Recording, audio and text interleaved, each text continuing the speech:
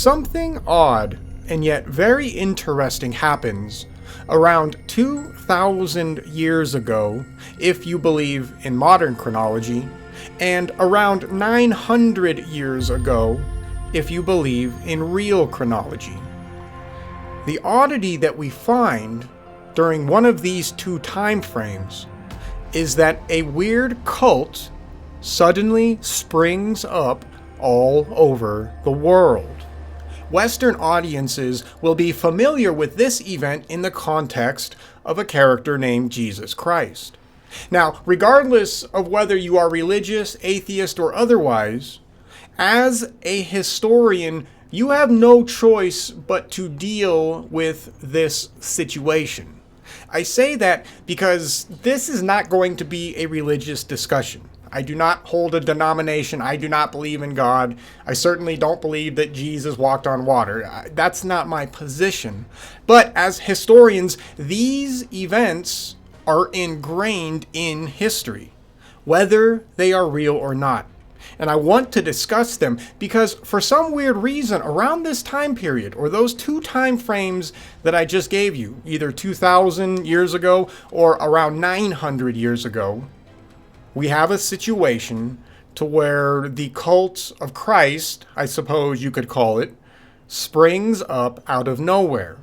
And this cult seems to spread and spring up all over the planet around the same time. Now, I'm using the term cult, not in a derogatory way, so please don't take any offense to that, as that is not my intention. The reason why I'm using the word cult is because that is an accurate descriptor historically of what seems to happen all over the planet around this time period. Now, the chronology is going to be important, obviously for real historical reasons and for real scientific purposes, but for this discussion, you can pick either one, and then we'll see where it kind of leads us. And hopefully, if you are still adhering to the mainstream chronology, that being, 0 AD, the birth of Christ or whatever, hopefully after this talk, you'll have more evidence that proves that whatever the hell was going on during this time period that everybody talks about and records did not take place that long ago. You know what? Actually, the chronological side of this talk, while it's important, it's not going to be the major focus. What I want to look at, what I want to analyze really fast, is I want to look at this problem of this Jesus-like cult springing up all over the planet. Like I said earlier, it doesn't matter whether you're religious, atheist, or whatever. As a historian, this is a legitimate problem that appears in history. And we really do need to ask ourselves why, and it needs to be taken seriously. The reason why it needs to be taken seriously, by the way, is because it exists. There is no way out of it.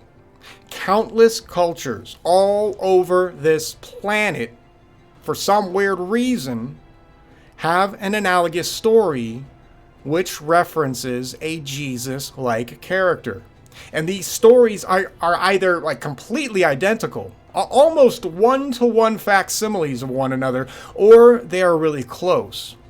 Now, there's another side to this coin as well. We also have a situation to where some aspects of the Jesus resurrection story also seems to appear a lot earlier in history. And this is what we actually have to watch out for, because especially in modern times, people really do love to lump things together that are similar in history. So, for example, the flood mythology that we find all over the planet, we find multiple flood mythologies and we find multiple kinds of floods on this planet. What mainstream historians and religious people and even alternative people on both sides of that fence, what everybody will mostly do is they will see some kind of a major flood event and they will think, oh, this is all describing the exact same event. So everybody lumps all of this history together. And when they do that, they lose focus of what our ancestors were actually trying to describe.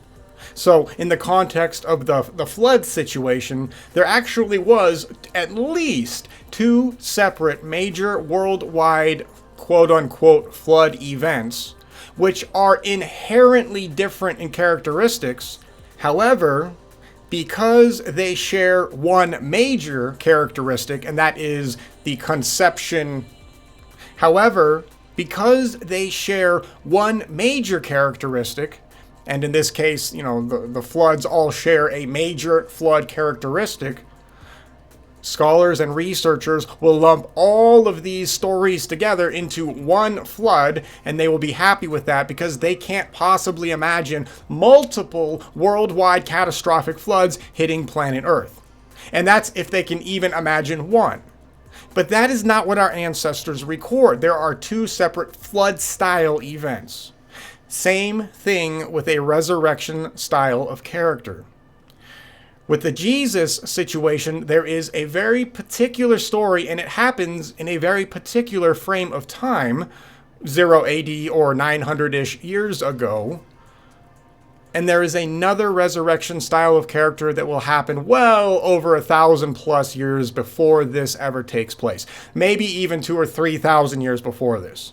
Regardless of the time frame of when that particular event takes place, it happens way before this story. So what that means is that there are two separate resurrection-styled stories that exist in history. They're there. There's no way of arguing this. However, what historians and religious people have done, regardless of if they are on the mainstream or the alternative side of things, they will acknowledge the similarities.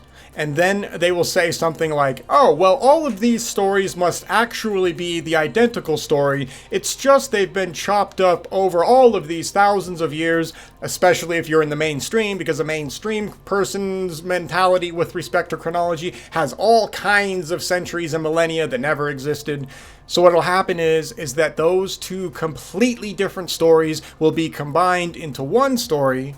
And then people will write, all kinds of papers saying, oh yeah, Osiris is the same thing as Dionysus, for example, right? Or the Osiris story is identical to the Jesus story. They'll say things like that, but that could not be further from the truth. The Osiris story in this context takes place way before the whole Jesus cult situation ever pops up.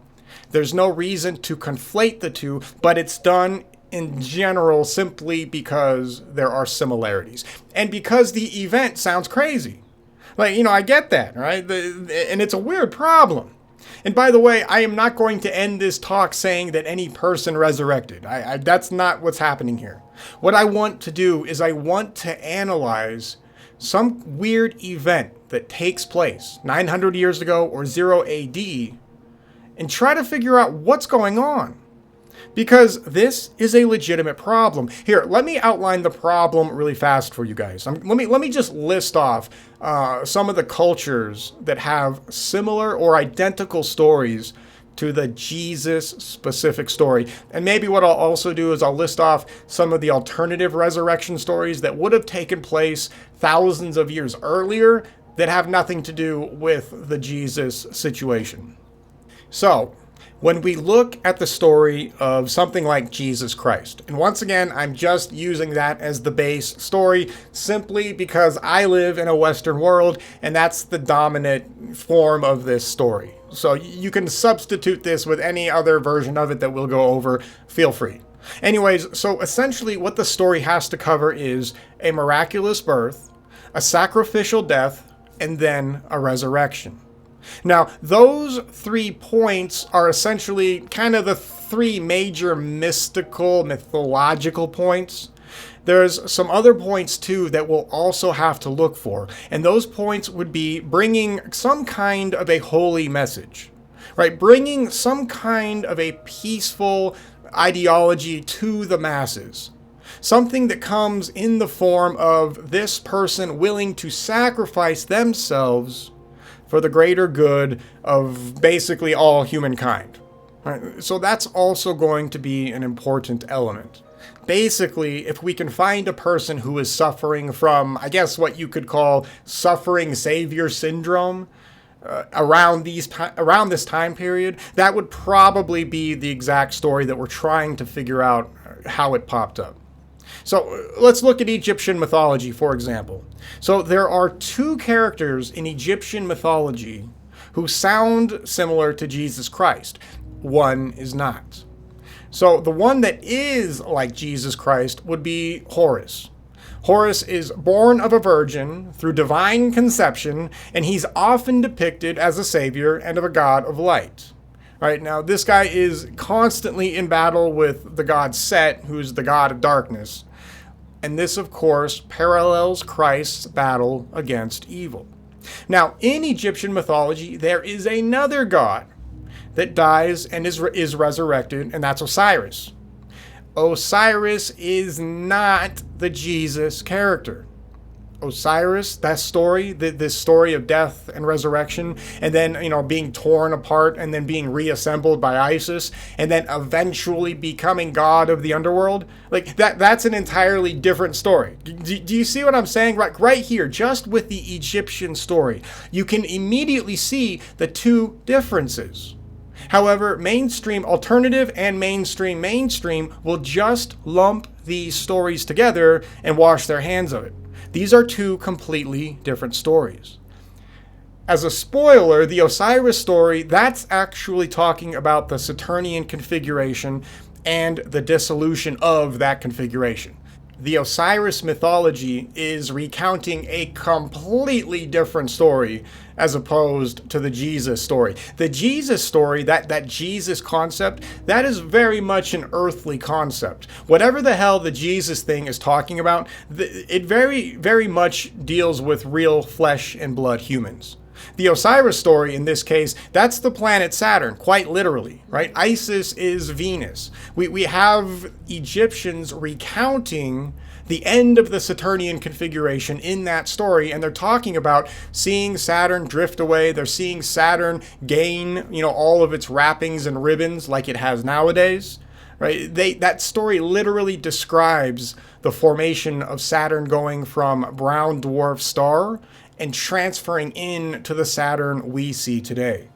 And if you're wondering why Saturn, becomes the ruler of the underworld, what happens is that the people who are watching this, they lose sight of Saturn under the horizon for a long period of time.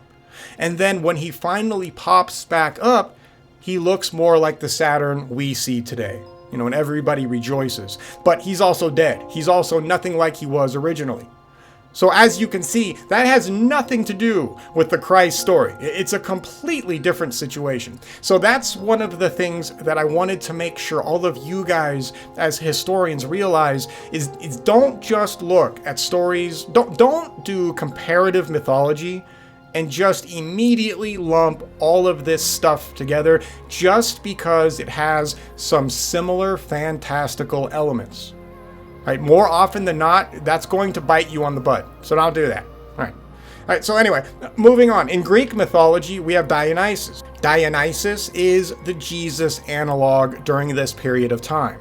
Now, don't forget, it really works out well once you factor in real chronology and you realize that there is no such thing as ancient Greece.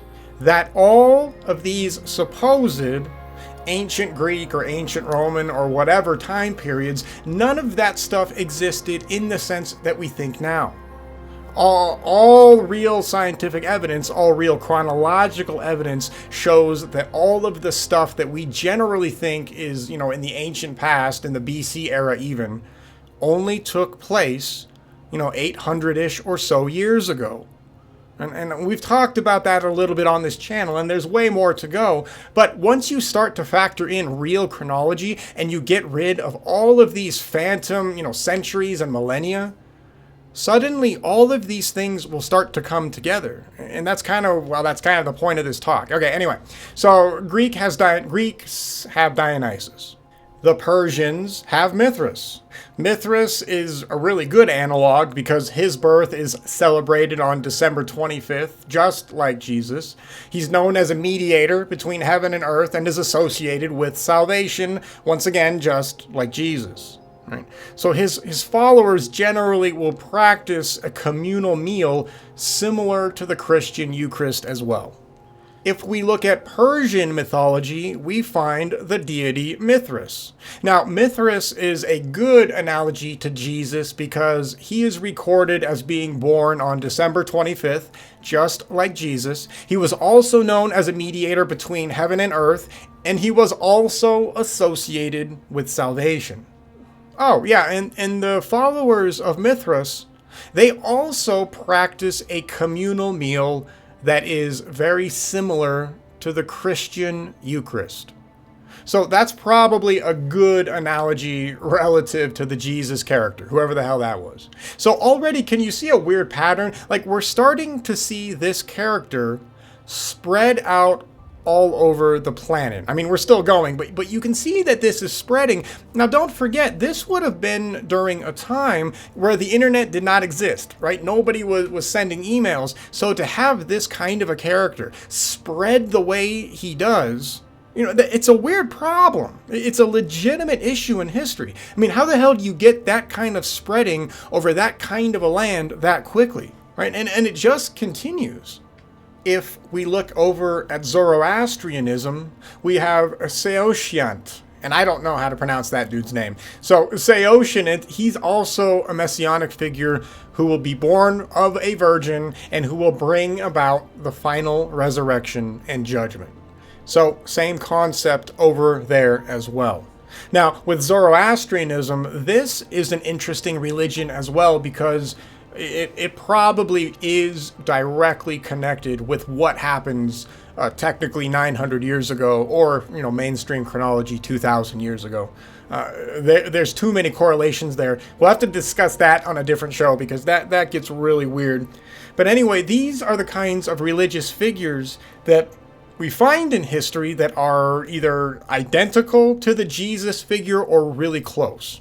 Now, the last example I want to give before we move on is probably one of the more important ones, simply because of how well it elucidates the real situation that had probably happened only a few hundred years before this Jesus-like character shows up.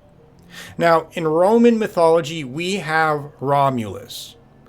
Now, Romulus is one of Rome's supposed founders. Now, the whole Roman foundation and where all that starts from, that gets really weird when we look at real history and real chronology, especially because, well, the reality is the vast majority of the way people think of Rome now, it's all a fantasy.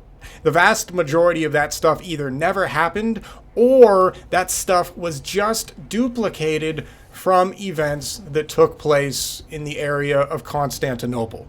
Also for a different show, but Rome's weird. But the story of Romulus is fascinating because Romulus is directly connected with Mars. So right now, all kinds of researchers all over the world have made the interesting discovery that Mars, the planet Mars, the physical planet Mars, plays a very unique role in human history around 1,000 years ago or so. The connection to the planet Mars is going to be one of the more important driving forces when we look at the comparative mythologies. Basically, what was discovered, and that I'm just putting together and calling the Zero event, is that the planet Mars was the last planet that Earth had a close encounter with. And that is what ushered in the last major catastrophe that the planet Earth would ever suffer. That catastrophe gave us things like our current 365-day calendar. It gave us our current 23.5 degree tilt. We've always been tilted 23.5 degrees, but it changed the latitudinal, is that a word? It changed the latitudes from what they were to what they are today. So that's why we find these civilizations that are relatively recent but are abandoned. Right? That's the event that took that stuff out. Anyway, regardless, after the Mars situation goes down, for some weird reason, this cult of Christ rises up out of nowhere. And this is a weird problem, because what the hell's going on? Like, it's a legitimate question, because when we start to look at chronology, we have no choice but to acknowledge that there are a ton of similarities between all sorts of cultures all over the planet that have this story. Now, I have only mentioned more Asiatic, European-ish cultures, but we have another problem. If we travel to the other side of the world, we also have a situation to where in North and South America, the Amerindians also have a story that is very similar. The Hopi have it, the Lakota Sioux have it, the Cherokee have it, right? All of these Indian cultures, North American Indian cultures, for some weird reason, have this story. And to make it even weirder, for example, the Hopi call their savior, the Pahana, their lost white's brother. Now, I'm not going to go any further on that, but that's the Hopi story. So if you don't like it, don't get mad at me. Go yell at the Hopi Indians, because that's their mythology. But they have the same concept as well. So after the last major catastrophe that hits this planet about 1,000 years ago, and I don't have an exact date, by the way. It's one of the things I'm trying to figure out. Right? So that's like what this channel is dedicated to one day maybe figuring out real dates for some of these events. But we have a situation to where this story goes everywhere. Now, this obviously is not going to work for a mainstream historian, because a mainstream historian maintains that nobody was talking to each other up until about, 1400-ish AD, right? In their time frame. That we've only really had worldwide communication in the past, say, 600 or so years. That's what they maintain. So it begs the question, why the hell do North American Indians have this same kind of story? Now, they also have stories of resurrection from the Saturnian times as well. It's important to remember that we see the duplications even in their own myths, and it's not a duplication, it's just two separate stories, right? Now, if we go down to Central America, the Aztecs have Quetzalcoatl. Now, Quetzalcoatl is a weird one because, he's the feathered god serpent. He's a divine teacher, all that stuff. It gets weird because he's very synonymous with Jesus as well. Although I'm not maybe necessarily entirely convinced that he is the Jesus analog. So I'm just going to throw that out there as kind of a general maybe. The Maya have Kukulkan. Right? That's their counterpart to Quetzalcoatl, who also comes down, and he's associated with cycles of renewal and rebirth. Quetzalcoatl's another one that I'm not sure, Kukulkan. He also might not be the Jesus analog, but he might be. I don't have proof either way, so I'm just going to throw that out there. And the Mixtec also have the same situation. Now, if we go all the way down to South America, we have the Inca, they have Viracocha. We have the Muisca, they have Boquia. If we look at the Mapuche over there in Chile, they have Ungenchen, right? And then the Guarani over there in Paraguay, Brazil, Argentina area, they have Tupa. Now, same situation with the Central American gods, or the Central American possibilities of it being the Jesus figure. These might be referencing either other figures that may have done something before this Mars situation, before the Zero event takes place, or they could be referencing some kind of a cosmological event that they recorded. That's entirely possible as well. See, this is where history gets murky, and this is where mainstream historians are allowed to hide.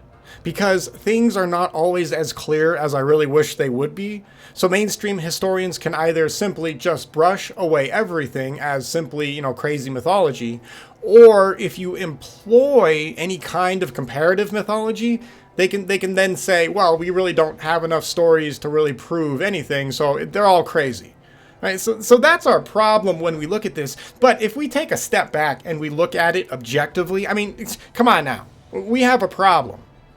For some weird reason, 900 years ago, real chronology, we have a cult appear with a central figure who runs around essentially teaching salvation and is willing to sacrifice himself for the greater good of wherever the hell he is at. So we have a real historical problem. We have a situation to where cultures all over this planet are recording the exact same experience dealing with some kind of a cult individual who is spreading happiness and joy and salvation. I know, what a horrible thing, right? But that's what we have. Now, if we look at in the context of a catastrophe situation, is it possible that there were people before the zero event, before Mars tears the planet apart again? It doesn't really tear the planet apart. The damage Mars does to the Earth is far less than any of the other catastrophes. For example, the previous catastrophe before the zero event takes place, the Venus event literally reshapes the entire surface of the Earth. It changes everything. The Saturnian breakup before the Venus event, that enacts the deluge, and that obviously is also a really bad catastrophe. The zero event, what Mars does to Earth, it messes it up. Don't get me wrong. Some shorelines are collapsed. We do find instances of islands sinking beneath the waves, and even the potential of other islands being raised, but not continents. As far as we can tell, no continents are lost, nothing like that. We do get shorelines that are messed up. That would explain why we have situations over there in Italy, why you find quote-unquote Roman ports, like way under the water, right? Or Greek cities under the water, or Egyptian cities out there under the water, north of Giza. It explains all of that. This event, it was definitely messing with the geology of Earth, but it did not do anything to the extent that Venus or the deluge had done earlier. So more people survived, but the people who did survive the zero event, they come out pretty beaten up. And like I said, the latitudes of the planet are also changed. So areas that used to be inhabitable are simply no longer inhabitable, not just because of the damage, but because they physically exist on a different latitude. For example, this is what ends Egypt. Right, whoever the hell was living in the pyramids and stuff like that, the megalithic structures, they just couldn't do it anymore. It was no longer sustainable after the zero event takes place. Same with the whole Mayan situation over there in South America. Whoever the hell the original Maya were, not the Maya that the Spanish run into, but the original Maya who actually built all of that stuff, they get overgrown because their entire area gets moved to a different latitude. Right? Everything changes. A lot of them probably died as well, so maintaining that was a bitch. Anyway, so what I want to do next is I don't want you to just listen to me. Let's look at something that Fomenko has written.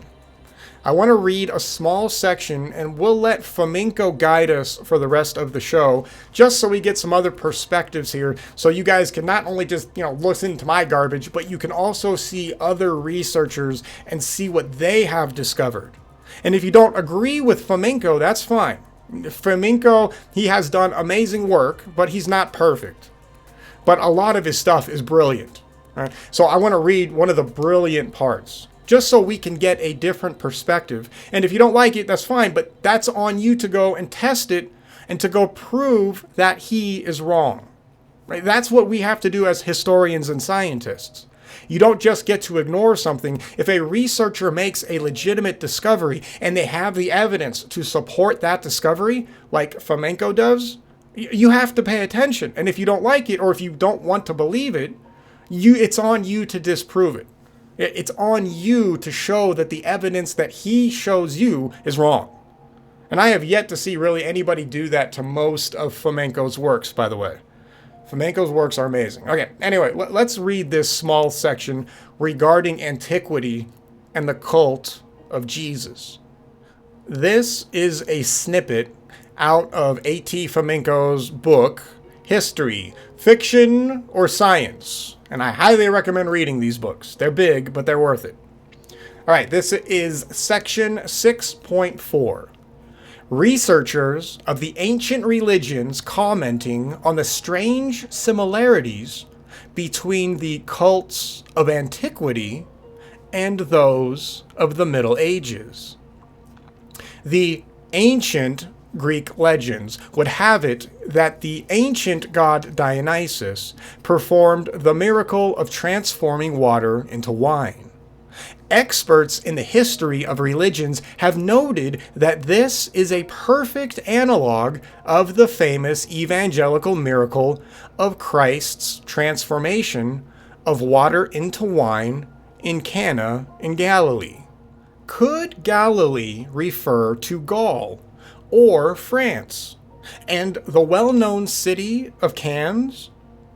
St. Vess wrote that, quote, "After this, no one could possibly fail to see the origins of the matrimonial miracle in Galilean Cana. Ever since the Dionysian cult and during the age of the Christian cult, water never ceased to turn to wine on the 9th of January." Unquote. A great body of scientific literature is dedicated to finding parallels between the legends of the ancient Indian Buddha and Jesus Christ. Buddha's biography doesn't only include the principal evangelical myths, such as the Immaculate Conception, the birth miracles, Candlemas, etc., but finer details as well. The baptism, the temptation in the desert, etc. Lists of such parallels can be seen in the works of Drews, Fraser, St. Dies, and Rumiantsev, etc. N.V. Rumiantsev wrote the following as a summary of his research. Quote, "An ancient caravan of suffering, dying, and resurrecting ancient gods had passed in front of our eyes. We have seen their mythology, studied their feasts, rites, etc. However, despite the fact that they have different names, individual mythological characteristics, countries of origin, or specialization, one feels a clear presence of something that unites them all. The ancients themselves have marked this fact. Indeed, if we regard the last centuries before Christ and the first centuries Anno Domini, we shall see a most peculiar tableau. All of the deities that we have listed with all their attributes appear to have blended into each other, often to the extent of becoming indistinguishable. Osiris, Tammuz, Attis, Dionysus, etc. appear to have formed some common gestalt, transforming into some syncretic deity that reigned supreme over the entire territory of the Roman state. The deities have transformed into a single eclectic, but de facto unified savior figure. This intense merging occurred during the age of the Roman Empire, and affected Rome itself in particular." Unquote. Let us conclude with a discussion of another issue that is of great interest to us. Really quick, on a side note, see, he mentioned Osiris, by the way, that guy that Fomenko just quoted, so he's also making the same mistake. So even though he's on the right track, he's mixing up the stories. And the reason why he's mixing up the stories is because he has no idea about plasma physics. He doesn't know the stuff we know now. So, okay, anyway. N.A. Morozov paid special attention to the evangelical fragments where, quote, "Our translations speak of the crucifixion of Jesus. I emphasize our translations in particular, since the original Greek text of the Gospels uses the word stavros instead of cross, and the verb stavro instead of crucifixion. However, stavros is used to refer to a stake or a pale and not a cross. That is going to be an important point. All right, not everybody was dealing with a cross. The cross is more of a newer phenomena that is mixed up with another mythology that, okay, anyway. N.A. Morozov suggests making the translation execution at the stake instead of crucifixion, as in being tied to a stake.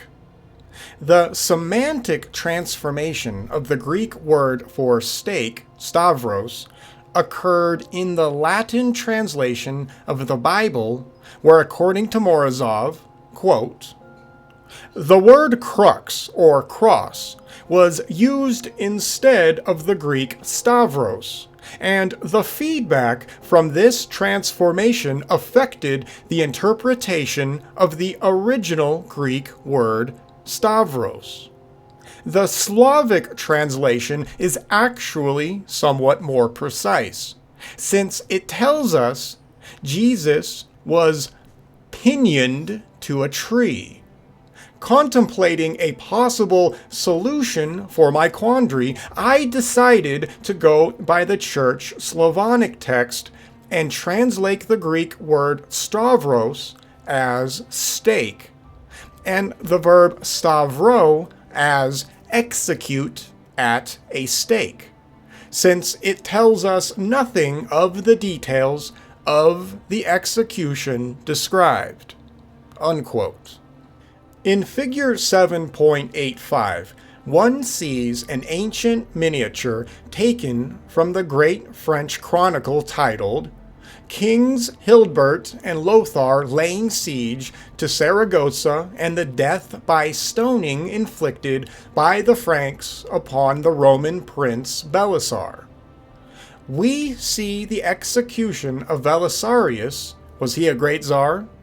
He was tied to a stake and stoned to death. Now, let us turn to the alleged pagan ancient Greek myths.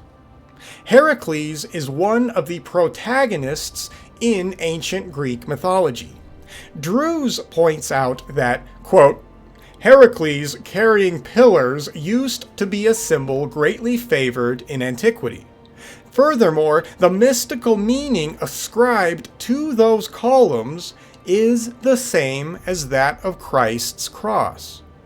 We can see God stoop under the weight of the pillars and recognize him as the Savior in the New Testament. Unquote. Thus, the pictures of the ancient, quote-unquote, Hercules bent under the weight of the cruciform pillars are probably medieval pictures of Christ carrying a cross and suffering from its great weight. See the medieval paintings by Tintoretto, for instance, or those by Marco Palmisano, allegedly dating from the 16th century. Heracles is another weird figure because that figure has both human qualities, as if he actually did exist on Earth and did something, but he also has cosmological qualities as well.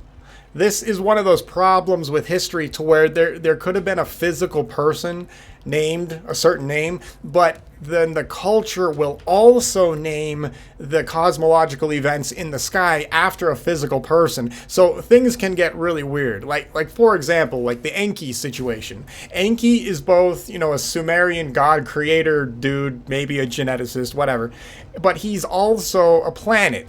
Right? Those things get weird, right? But that is also why we know that this is referencing a time of catastrophism, because that's literally what they're telling us. So, for example, those pillars that they're talking about that Heracles is carrying, they might actually be talking about some kind of a plasma formation that they witnessed up in the sky, and that one of the cosmological bodies they simply called Heracles that was involved with that event. So in this case, whatever was going on during the Zero event, we would have had Mars up there, but it wasn't just Mars. Remember, it's Mars plus a huge debris field. People can literally see Phobos and Deimos. They literally record those two moons. That's how close Mars was. Those two, basically asteroids, I mean, they're Mars's moons, but they're not big. I mean, they're tiny. And people on Earth back then saw them. Isn't that crazy? All right, anyway. A. Drew continues telling us that, quote, the cross made of two bars in Christianity as is much of a symbol of the new life and all things divine as both the pillars in the Tyrian or Libyan cults of Heracles, Samash, or Simon. One of the drawings portrays Christ bearing both pillars in such a way that they form a slanting cross. Unquote. The ancient Heracles bearing a cross is present in the Scaligerian history as yet another phantom reflection of Jesus Christ.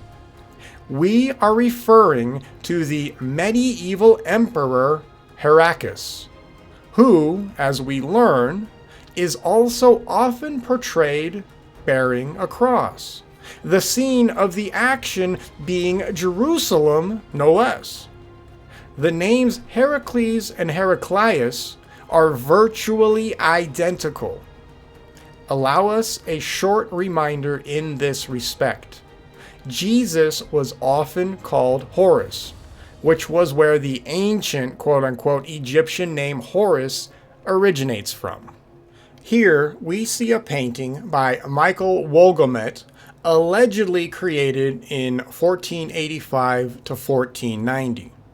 Modern commentary is as follows, quote, the King Heraclius in Jerusalem. We have a simultaneous representation of the king approaching the city gate on a horse and then carrying a cross barefoot, unquote. See a close-up detail in figure 7.9. And I'm putting all that up on the screen if you're watching it. King Heraclius is also shown barefoot and bearing a cross in an ancient picture, which can also be seen in figure 7.91. The crucifix that one sees in the Cologne Cathedral is called the Garo crucifix.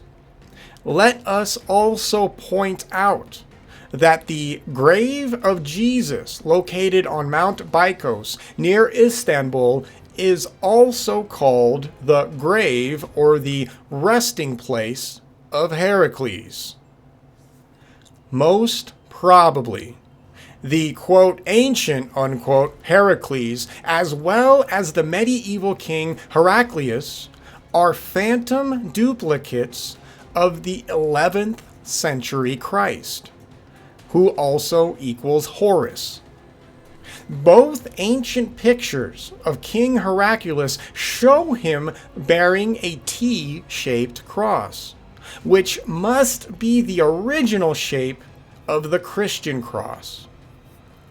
In figure 7.93, we see an ancient sculpture from Palmyra, the so-called Palmyra god triad, allegedly dating from 150 AD. The characters that we observe, however, are clearly Christian saints. Two of them have Christian halos over their heads. Furthermore, the saint on the left has got an Ottoman crescent behind his head.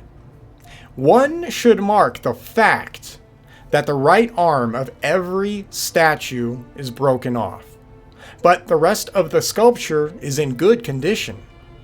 Could their right hands have been raised in Christian benediction? It is possible that some devout Scaligerite broke their fingers that were raised in the familiar Christian gesture in order to eliminate such blatantly medieval relics from antiquity. This array of facts proves that Christianity and ancient symbolism share the exact same medieval origins that can be tracked back to the 11th to 13th century AD. In figure 7.93, we see an archaeological find from Iran, allegedly dating from the 13th to 12th century BC. It is kept in the Louvre nowadays and is considered to be a quote-unquote ancient figure of some fantasy monster. However, the unprejudiced observer will instantly recognize the bicephalous eagle here, which was a well-known imperial symbol in the Middle Ages. Now we'll stop there. But what you are seeing here is you are seeing how mainstream historians, even as far back as 500-600 years ago, they were already trying to change history. Right? Scaliger and Petavius, they were already completely rewriting everything in their own way and in their own version of how they wanted history to go. And of course, during the medieval times, there was quite literally an industry of people just creating all kinds of garbage history books. Right? They were fabricating quote-unquote ancient, manuscripts that people were magically finding in their basement, right? And selling for all kinds of money. But here's the weird thing. Okay, here's the weird thing, and I don't get it. I don't have an answer for this. We have a situation to where if we look right before this whole Jesus figure situation, we have countless stories of a catastrophe. This catastrophe was heralded in by Mars. Okay, fine. That's our major cosmological body, and there's a bunch of science there that we'll talk about in a different show. But it absolutely is almost essentially a reset. It's not as bad as it could have been, but it's bad enough to take out a lot of civilizations. But everybody has to rebuild. Is it possible that there is some group of people, or hell, just one person, that goes around the world trying to help everybody on the planet to rebuild after this last great catastrophe? Is that a possibility? Is it possible that 1,000 years ago there was a human or a group of humans that still maintained enough technology to where they could go and they were able to spread a recovering kind of an influence all over the planet? Is it possible, perhaps, that there was even a different species of human that existed that had the potential to do this and did go around the world and did go and try to help everybody out? Now, I know that might sound a little crazy, but we do know for a scientific fact that there were other kind of humanoids on this planet. Even mainstream science doesn't argue with that. Now, I'm not going to go any further with that. That gets into some maybe crazier stuff, and I'm not into that anyway. But it's a weird problem. Why is it that we have, after this catastrophe, it seems like a group of people, led by a person, really did try to get humanity everywhere to recover? I find that fascinating. And the message of this, Jesus-like character, it's a good message.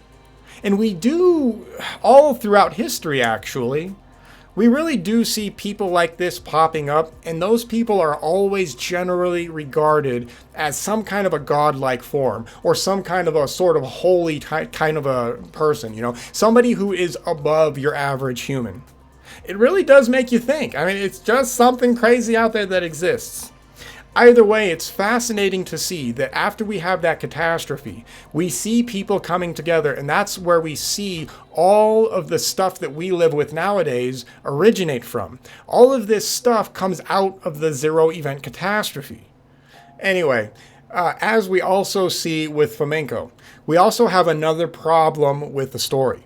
We find a situation to where this Jesus-like character may also be being duplicated throughout history in various cultures, even during the time that he exists.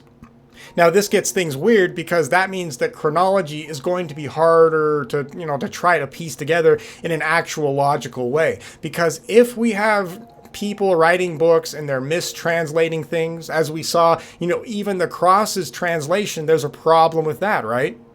If we have people mistranslating things, we have people ascribing names to other people who they either like or they think would have been like that person or whatever, we really do find ourselves in a very awkward, it's a weird problem to have, but it's a problem that we need to figure out. It's crazy because if we just look at that little section that Flamenco wrote there, and we look at the evidence that he's presenting relative to quote unquote ancient artifacts that really are medieval in origin, I mean, look at how messed up the chronology has to be. Right now, mainstream historians, they have no problem dating medieval artifacts as really ancient artifacts. But as they do that, they completely change reality. And that reality has now seeped into being the official story for everything. The ramifications for this are huge. Because if all of these supposed ancient antiquity artifacts are instead medieval in origin, a completely different picture immediately pops up. And this picture is exactly what we would expect to see if humanity was coming out of a recent catastrophe. You know, one of the problems that we have with humanity's progression is that it hasn't progressed that far. If you look at how we are progressing now, it really begs the question, why the hell didn't we do this, 20,000 years ago? Mainstream anthropologists claim that we were just like this 20,000, 50,000, 100,000 years ago. So what the hell took so long for us to get our stuff together? It's a legitimate question, and it's a question that is brushed off by the mainstream.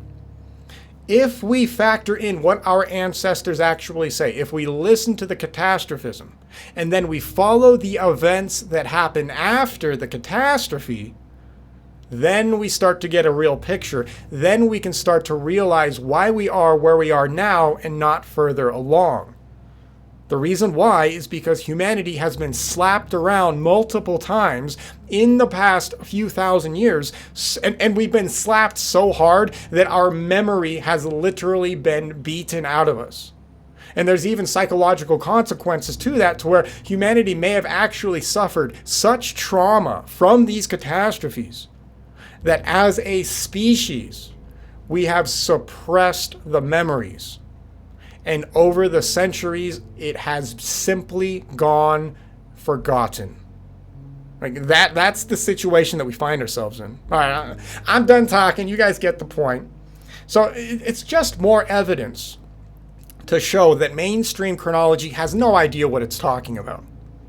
Now, alternative chronology, real chronology, is closer to the truth, but we're still working on it.